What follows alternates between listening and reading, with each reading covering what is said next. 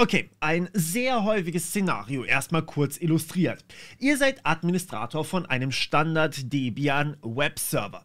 Dieser Standard Debian Webserver in diesem Fall hat nichts weiter als eine kleine Apache 2 Debian Default Page. Sagt einfach nur aus, dass es funktioniert. Ich habe das jetzt einfach mal so aufgesetzt, aber das kann natürlich auch eine WordPress-Instanz sein, eine komplexe Web-Applikation oder sogar eine Firewall, hinter der sich mehrere unternehmensinterne Systeme befinden. Sehr komplexe Systeme vielleicht sogar.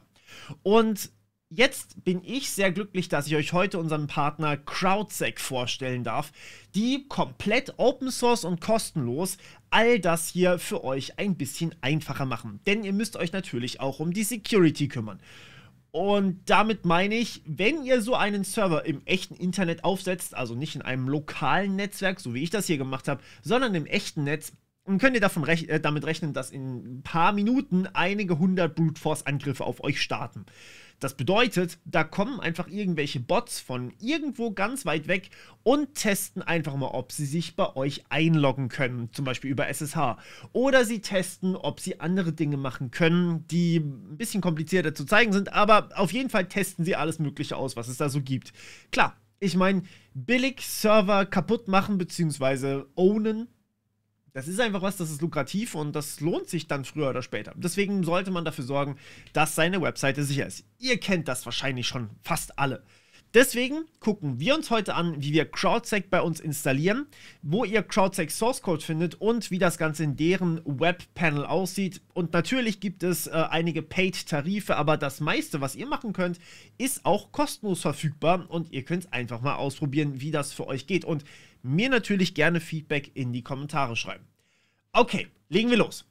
Okay, also zunächst mal ganz kurz zu CrowdSec. CrowdSec ist im Endeffekt ein Real-Time Crowdsource Protection Tool against aggressive IPs. Das heißt, es hilft euch beim Blacklisten von genau solchen Konsorten, ja, dass die einfach sich nicht benehmen können. Dafür fliegen sie, kriegen keinen Zugriff mehr auf euren Server. Im Endeffekt haben wir hier SecOps und wir haben Threat Intelligence und alles läuft ziemlich automatisch mit eben genau dieser Security Engine, beziehungsweise auch mit der Konsole könnt ihr dann natürlich auch einiges sehen. Wir gucken uns nachher die Security Engine an, dazu müssen wir es aber natürlich erstmal bei uns installieren. Und ja, Threat Intelligence kommt natürlich auch danach. Grundsätzlich läuft das aber auf Linux-Servern, auf FreeBSD-Servern, was sehr wertvoll ist, wenn ihr irgendwas mit Firewalls macht. Das läuft nämlich auch auf Firewalls, wie wir gleich sehen werden. Und die basieren fast immer auf BSD. Dann haben wir Windows-Server und wir haben OpenWRT. Und wir haben bei den Services ganz konkret genannt natürlich IP-Tables, NF-Tables und Nginx, Apache, Caddy und PF kommt bald und Traffic läuft auch schon. Zu Traffic sollte ich eigentlich echt mal mehr machen. PHP kann ganz speziell untersucht werden, JavaScript kommt sehr bald, WordPress und Python sind auch schon unterstützt und auch Cloud geht. Docker übrigens auch. So, also was wir machen wollen ist, wir wollen uns das Ganze hier in unser Webportal, in diese App eintragen. Ich merke kurz an, bei mir läuft alles nur als virtuelle Maschine. Das heißt, es ist kein echter Server, der jetzt draußen irgendwie wirklich angreifbar ist. Dementsprechend kann ich euch kann ich euch zumindest die Sachen zeigen, die halt nicht echt sind, weil ich sie alle ausgelöst habe. Ansonsten müsste ich hier irgendwie was zensieren oder sowas, das wollen wir nicht. Die Inhalte werden allerdings von der Community gepflegt auch. Das heißt, wenn ich etwas blackliste, also zum Beispiel eine IP-Adresse blackliste, die mich regelmäßig angreift, dann wird das anderen auch mitgeteilt und die können dann sehen, okay, das ist eine bösartige IP und können das eben gleich machen dann, was sehr, sehr praktisch ist. So, ich habe mich hier bei app.crowdsec.net einmal angemeldet. Die E-Mail-Adresse ist öffentlich, die könnt ihr gerne sehen. Und ich wähle hier einmal Personal Use aus. Wählt hier aber gerne das, was ihr machen wollt. Oder ihr könnt auch Top Secret auswählen. So, machen wir mal Personal Use. Und hier sehen wir dann schon, wie wir das Ganze installieren können. Hier bitte einmal auf das gehen, was für euch sinnvoll ist. Und ja, dann können wir einfach hier auf Copy gehen, wechseln einmal kurz in unsere virtuelle Maschine und führen diese beiden Befehle aus. Zum einen lassen wir dadurch natürlich erstmal ein Curl laufen, das uns die Pakete in unser Repository hinzufügt. Das heißt, wir sehen hier erstmal Debian Bookworm wird erkannt und dann wird hier alles hinzugefügt, dass die Paketquellen dabei sind, dass wir es überhaupt installieren können, weil es ist aktuell noch in keiner Paketquelle drin. Dann einmal apt-get update wird auch quasi für uns gemacht und jetzt können wir die neuen Pakete für uns installieren. Das können wir, weil ich hier root schon bin, mit apt-get install crowd CrowdSec einfach tun. Ich musste das jetzt manuell eingeben. Weil bei mir lustigerweise mit Copy-Pasten funktioniert es irgendwie nicht. Ich hatte tatsächlich englisches Tastaturlayout eingefügt. Also es sah so aus wie nicht so wichtig. Naja, auf jeden Fall haben wir es danach schon installiert. So, nachdem wir das Ganze jetzt installiert haben, sehen wir hier unten Installing Collection Crowd Security Apache 2 und Linux. Und das ist genau der nächste Begriff, den ich kurz mit euch klären möchte. Wie gesagt, CrowdSec, Crowd Security, Crowd, ja, das ist ein wichtiger Begriff hierbei, denn wir führen sozusagen all diese Informationen, weil wer ist bösartig, wer verhält sich quasi bösartig und wer nicht, führen wir zusammen und teilen die mit der Community. Und dadurch entstehen Regelwerke, die in Collections zusammengefasst sind. Wir können uns die Collections anzeigen lassen. Ich habe das hier schon mal kurz gemacht. Direkt nach der Installation sieht das so aus mit CSCLI Collections List. Achtung, ihr müsst root dafür sein, sonst funktioniert es nicht. Aber CSCLI Collections List liefert mir erstmal direkt 5 Collections, die schon vorinstalliert sind. Also einmal hier Apache 2, das haben wir gerade schon gesehen, das ist quasi für meinen Webserver. Es wird automatisch erkannt, dass ich einen Apache 2 Webserver am Laufen habe. Es werden die für Standard-HTTP-Szenarien werden durchgegangen, Standard-HTTP-CVEs, also die Schwachstellen, die aktuellen und eben Linux natürlich und SSH. Und das ist natürlich so, das sind die Eintrittspunkte für unseren Webserver. Was anderes haben wir nicht. Wir haben SSH am Laufen, wir haben einen Webserver am Laufen. Sprich, man kann natürlich auch auf den Webserver drauf zugreifen, über im Endeffekt normales HTTP, beziehungsweise dann natürlich auch über Linux, weil Linux im Hintergrund läuft. Und wenn wir all diese Komponenten abgesichert haben, dann gibt es eigentlich keine Möglichkeit, auf unseren Webserver zu kommen, außer natürlich, man steckt einen USB-Stick ran. Aber so von Remote gibt es nichts mehr. So, und das Praktische ist jetzt hierbei, wir können diese Collections natürlich erweitern, sprich wir können neue installieren, wir können nochmal den Konfigurationsassistenten laufen lassen, hier mit diesem Befehl, oder wir nehmen einfach die Collections, die da sind.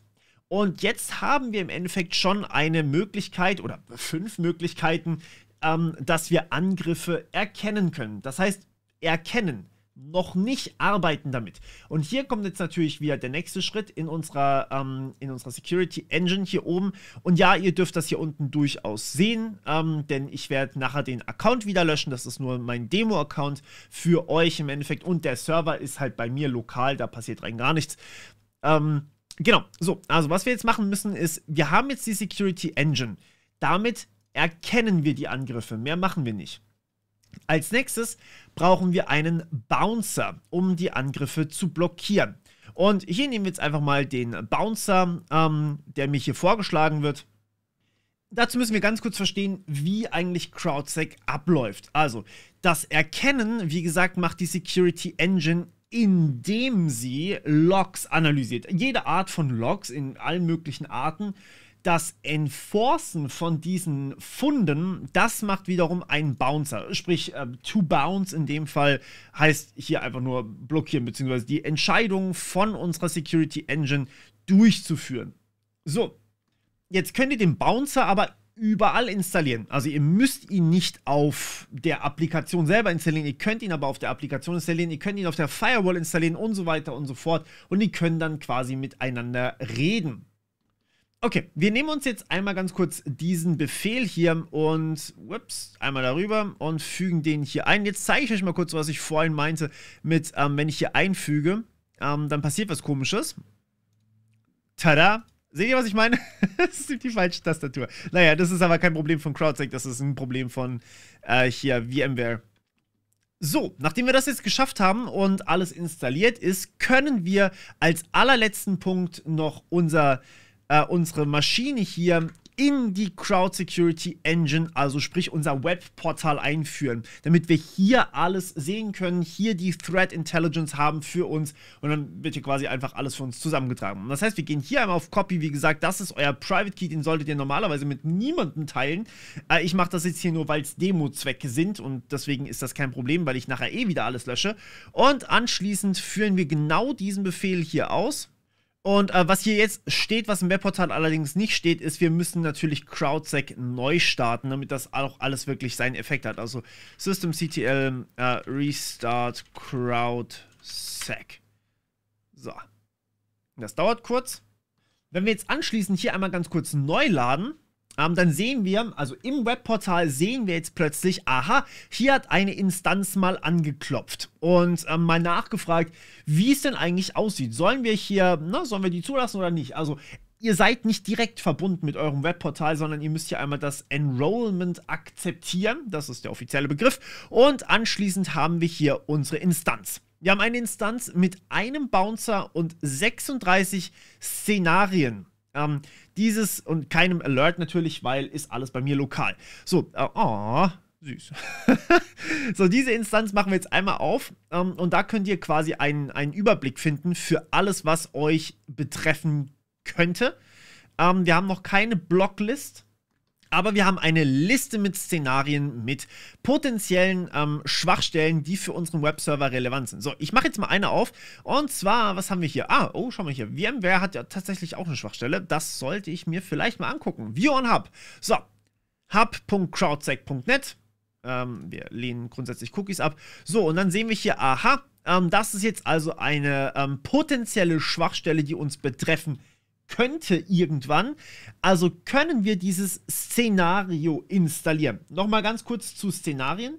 Ein Szenario könnt ihr euch ungefähr so vorstellen, das ist eine Art Muster, das CrowdSec dann innerhalb eurer Logs, innerhalb eines bestimmten Satzes von Logs finden kann.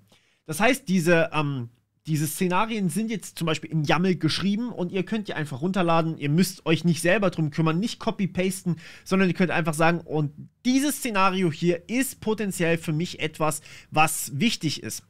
Und ja, wir können, also hier unten steht auch diese YAML-Datei natürlich, was da passieren kann, warum es für uns relevant ist. Und naja, jetzt kann ich das hier eben sehen. Und diese Szenarien sind bei mir jetzt quasi aktiv, weil die passen quasi zu mir. So, und dann haben wir hier einen Bouncer, das ist unser Firewall-Bouncer, den können wir auch uns angucken in unserem wunderschönen Hub. Das lädt auch kurz. Und wir können uns hier natürlich die Available Blocklists angucken. Und dann haben wir hier einmal solche tollen Sachen wie die CrowdSec Botnet List. Die ist allerdings leider nur für Premium-User zugänglich. Und da kommen wir auch gleich schon zum Pricing-Modell.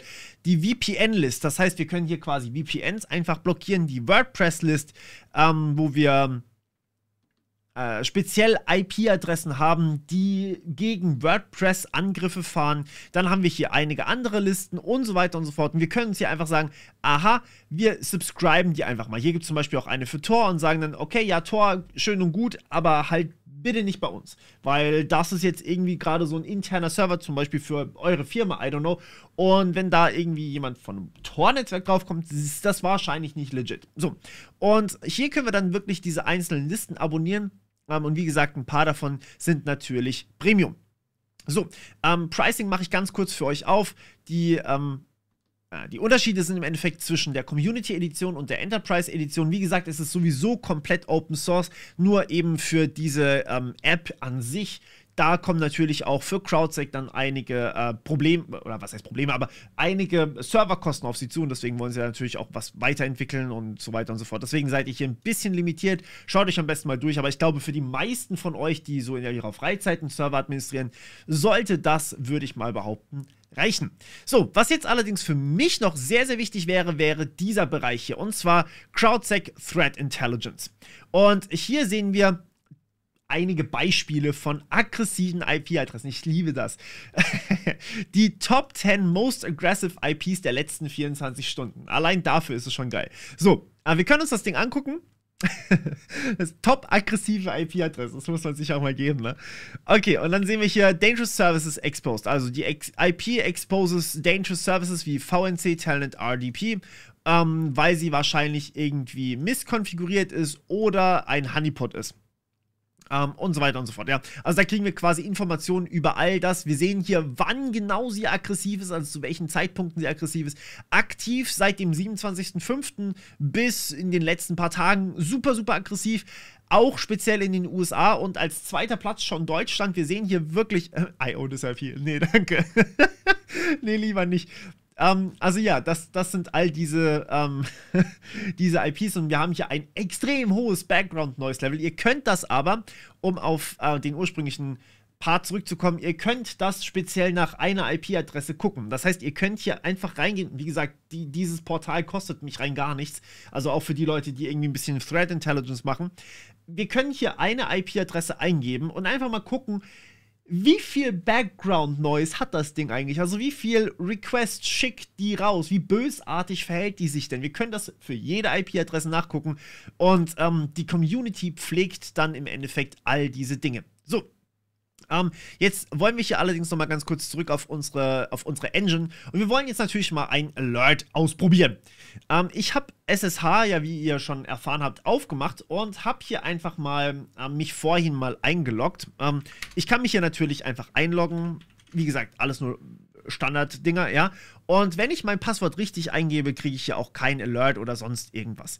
Jetzt gehen wir hier nochmal raus und ich nehme mal absichtlich ein falsches Passwort.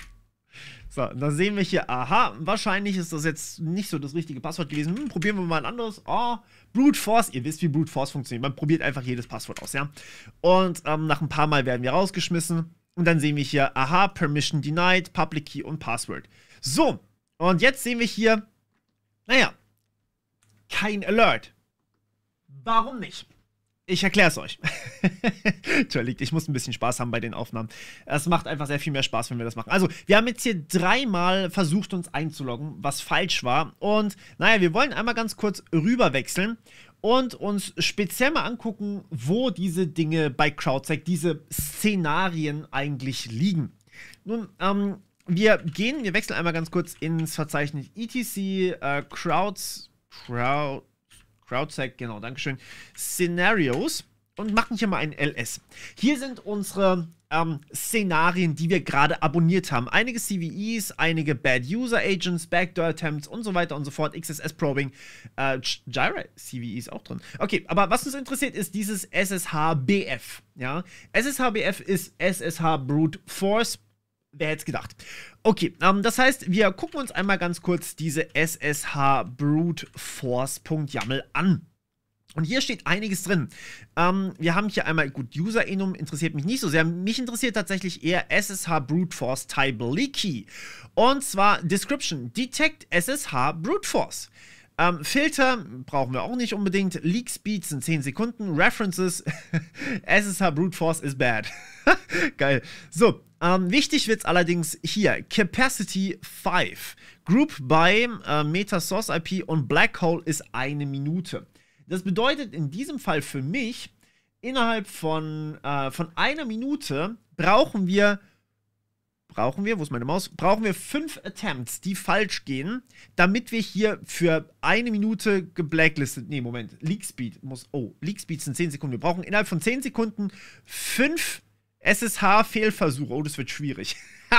5 SSH-Fehlversuche, damit wir das hinkriegen, dass wir 1 Minute geblockt werden. Okay, ich glaube, dazu brauche ich noch ein paar mehr Terminals. So, 5 Terminals, alle nur dazu da, einen SSH Brute Force zu simulieren, I guess.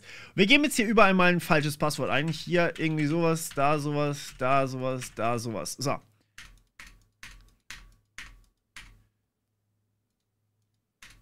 So, jetzt sollten wir hier, ich glaube zumindest die Anzahl überschritten haben. Mal gucken, ob ich es geschafft habe.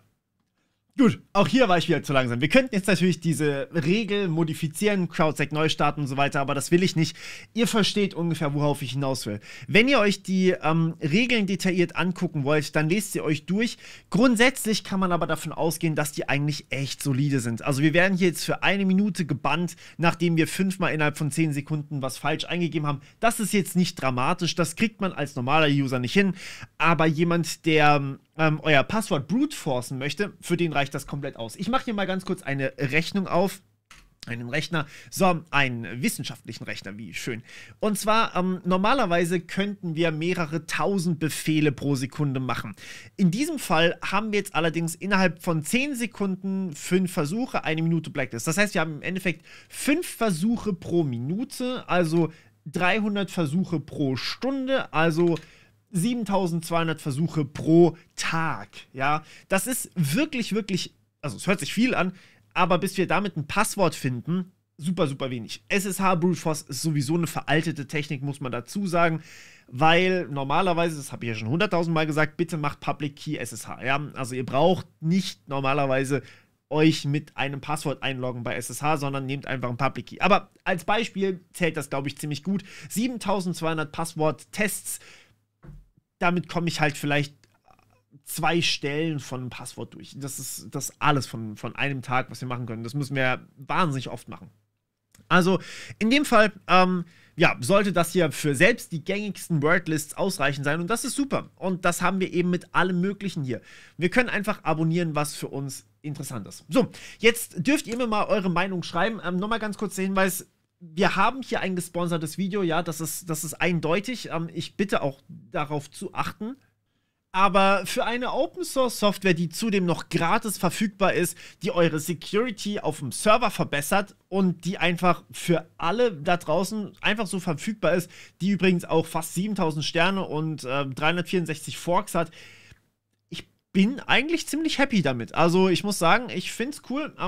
Und ja, ich würde euch echt ermutigen, das mal auszuprobieren. Ich wünsche euch vor allem viel Spaß dabei und ja, sagt mir gerne Bescheid. Wir hören uns wieder beim nächsten Mal. Bis dann.